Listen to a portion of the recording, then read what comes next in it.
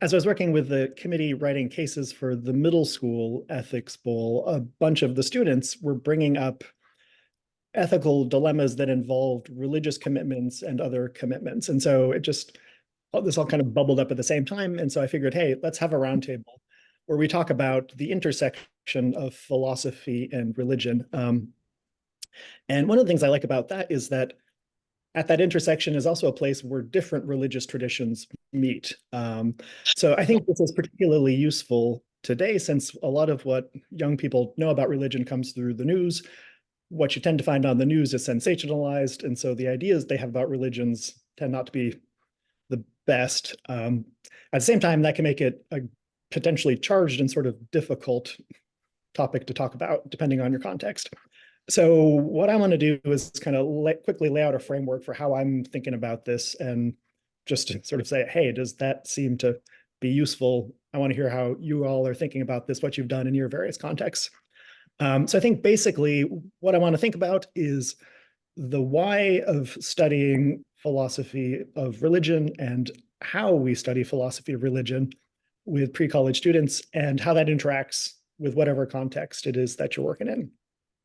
So let's start with the why. So it seems like there's a bunch of stuff, particularly in ethical things, where philosophy of religion can enhance the normal vocabulary that we have with these other theological concepts.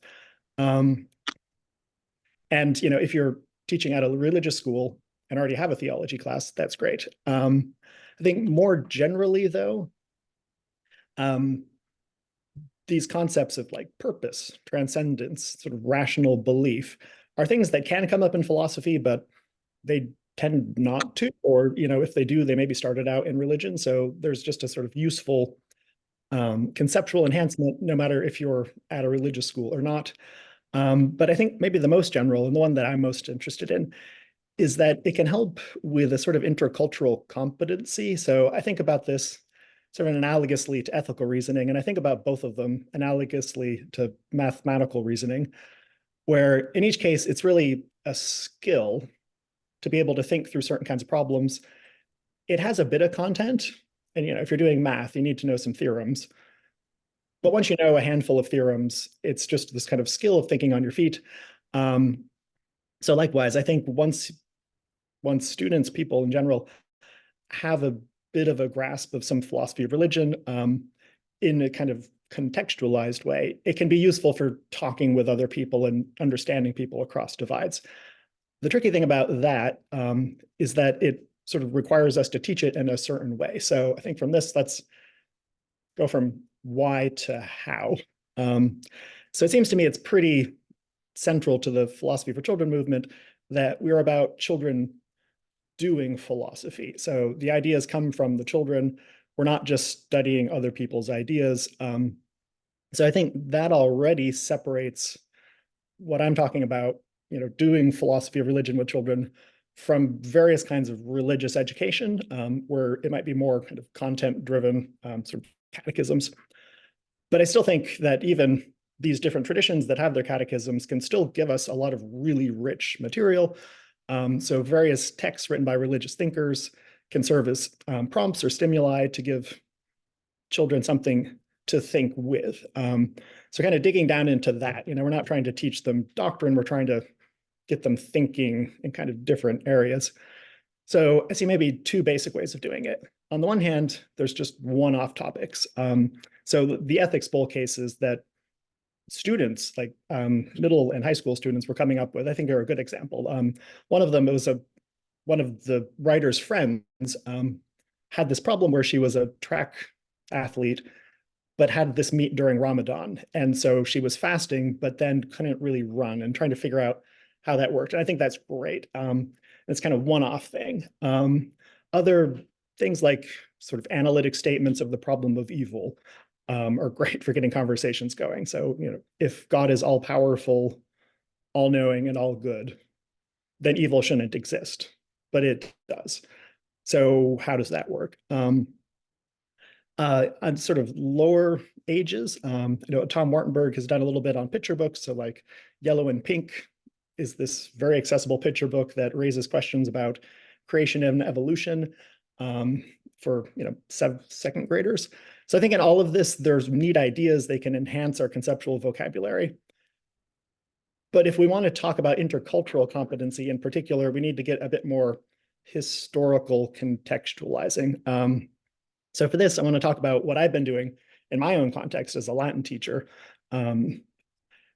looking at different religious traditions from around the Mediterranean. So, starting with Greece, but then looking at Christianity, Arabic, sort of both Muslim and Jewish, kind of back to Christianity, and how they all build on each other. So, like, very quickly, here's the curriculum that we've been working on.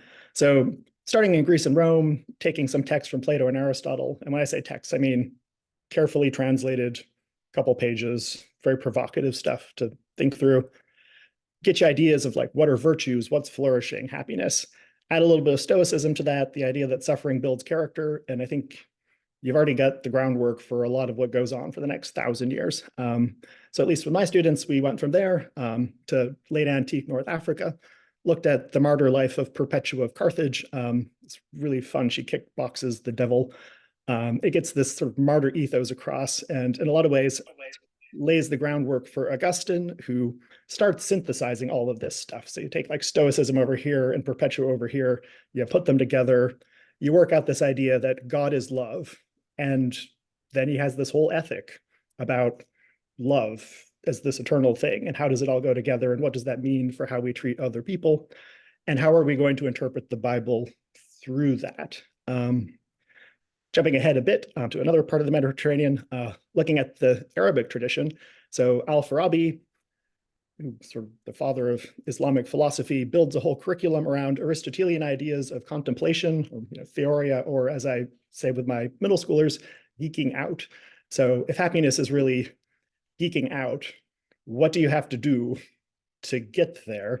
So he builds all of this. Ibn Sina then kind of gets you under the hood and figures out, how does the mind work so that this curriculum makes sense? There's this really fun things, word, thought debate.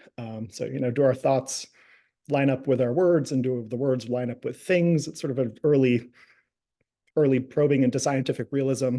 Sort of swinging down over again to Spain, Maimonides on the Jewish side basically reads the Bible as this guidebook for building an Aristotelian society so that all people can geek out, and trying to figure out how to read scripture that way. So another lens. Then sort of swinging back north again to Christianity and the scholastic tradition. Aquinas is the great synthesizer, but also has a huge debt to the Arabic world, which is a story that I think we need to tell more often, that the road from Greece to Rome goes through the Middle East and Spain. But he's very explicit about that. And also you get these really neat discussions of the relationship of reason, faith, and emotion. So while all that's going on, shameless plug for my friend Christina Van Dijk's new book, A Hidden Wisdom, that looks at contemplative philosophers who are sort of the alternative to the university culture of Aquinas, who many of whom are women. So they keep the same basic goal. Contemplation is just another translation for geeking out, but they flip the means. So rather than doing this logic chomping thing Aquinas does, they have all of these like really spectacular literary, for an inner dialogue, and then ends up being burnt at the stake for being a heretic. Catherine of Siena runs with Augustine's idea that God is love, and ends up being an incredibly important politician, brokering peace deals between cities. Julian of Norwich has visions of God and then locks herself in a tomb with a cat. The middle schoolers really like that one. And then Christine de Pizan works out this feminist virtue theory via anecdote and allegory, and ends up supporting herself as an author in the year 1400. So what I think is great about all of this is that this Greek philosophy, this kind of ethical eudaimonist thing, provides this thread that runs through these three, sort of major Western religions. It's in an accessible way, and at the same time, the depth from each to the next is explicit. So in some, I think we can, go for world peace via studying medieval philosophy, or at the best, get better at talking with people who come from different backgrounds. So I think the one caveat I would have in all of this stuff is that when you want to take on this sort of project, probably over communicate with your bosses and your students' parents ahead of time so that there are no surprises. Um, but as I said at the beginning, I think in a lot of this, context matters a lot. So what I'd love to do, it's great to see this crowd of people here, is hear from each of you. Like, what context are you working in? What sort of things have you done with this topic, or are you just interested? And where's your thinking at how to go about teaching philosophy of religion, why and how?